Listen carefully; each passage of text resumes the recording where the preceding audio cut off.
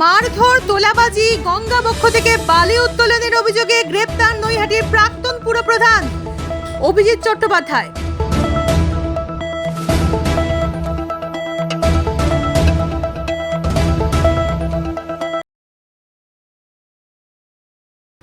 এবার পুলিশের জালে নৈহাটির প্রাক্তন পুরপ্রধান অশোক চট্টোপাধ্যায়ের ছেলে অভিজিৎ চট্টোপাধ্যায়। শুক্রবার রাতে সোদপুরের একটি ফ্ল্যাট থেকে নৈহাটি থানার পুলিশ গ্রেপ্তার করেছে।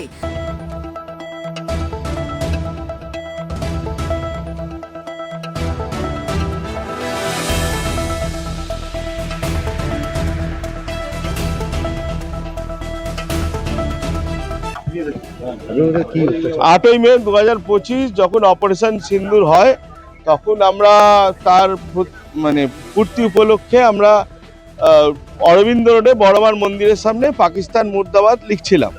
তো হঠাৎ এই চেয়ারম্যানের ছেলে অভিজিৎ চ্যাটার্জির নেতৃত্বে তাদের হারমাত বাহিনী, প্রাক্তন চেয়ারম্যানের ছেলে, নৈহাটি পৌরসভার প্রাক্তন চেয়ারম্যানের ছেলে, তার নেতৃত্বে হারমাত বাহিনী এবং যত সমাজ বিরোধী ছিল প্রত্যেকেই মদ্যপ অবস্থায় ছিলেন, তারা এসে আমার উপর চড়াও হয় এবং নৃশংসভাবে মারে, রড দিয়ে, চেন দিয়ে মারে।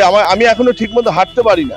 মারধর, হুমকি, তোলাবাজি, গঙ্গাবক্ষ থেকে অবৈধভাবে বালি উত্তোলনের অভিযোগে পুলিশ তাকে গ্রেপ্তার করেছে। শনিবার বেলায় নৈহাটি থানা থেকে আদালত নিয়ে যাওয়ার সময় ক্ষিপ্ত বিজেপি কর্মীরা একের পর এক ডিম ছুঁড়ে মারে অভিজিৎকে। এদিন তাকে এলোপাতাড়ি চর ঘুষি হজম করতে হয়েছে। অভিজিতের কঠোর শাস্তির দাবিতে সোচ্চার বিজেপি কর্মীরা। দেখুন, ব্যাপারটা হচ্ছে কর্মীদের ওপর অত্যাচার কিছু এখানে শুধু কর্মীরা ছিল না, আমার মনে হচ্ছে এখানে সাধারণ মানুষও ছিল।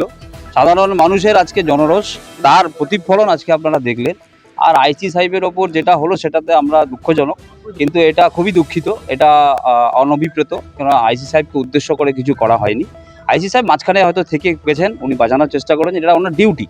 একজন আসামিকে তাকে প্রোটেক্ট করে তাকে কোর্ট অব দি কাস্টাডিতে পাঠানো, this is his duty, is obtain the his duty. তা আমার সেটাই মনে হয়েছে, উনি সেটা করেছেন, কিন্তু উনি দুর্ভাগ্যবশত, তার জন্য আমরা ওনার কাছে ক্ষমা প্রার্থী, এটা হওয়াটা উচিত হয়নি।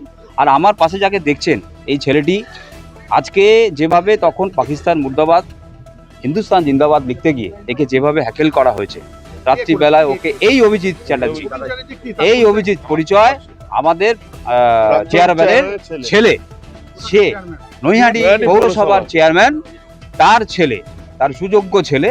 আপনারা দেখতেই পাচ্ছেন তার জনরোষের আজকে কি অবস্থা।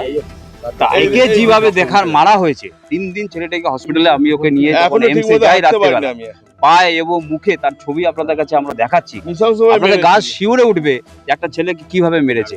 আজকে ছেলেটি প্রায় 12 দিন 14 দিন বাড়িতে শুয়েছিল, উঠতে পর্যন্ত পারেনি ঠিকমতো, সে তার প্রত্যাত্মিক যে কাজকর্ম সেটা বন্ধ করতে পারে, তাকে সেখানেও আঘাত করা হয়েছে। কি দুর্মম ভাবে তাকে মারা হয়েছে, নির্মম ভাবে। তো এই যে আজকে প্রতি রোষ, জনরোষ, তার প্রতিফলন আপনারা আজকে দেখতে পেলেন।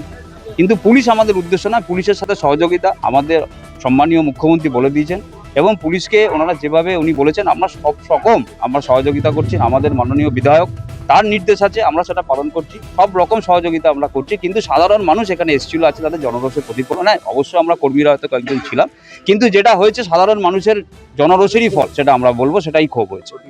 আমার নাম সুরঞ্জন সেনগুপ্তা, আমি বিধানসভার কনভেনর।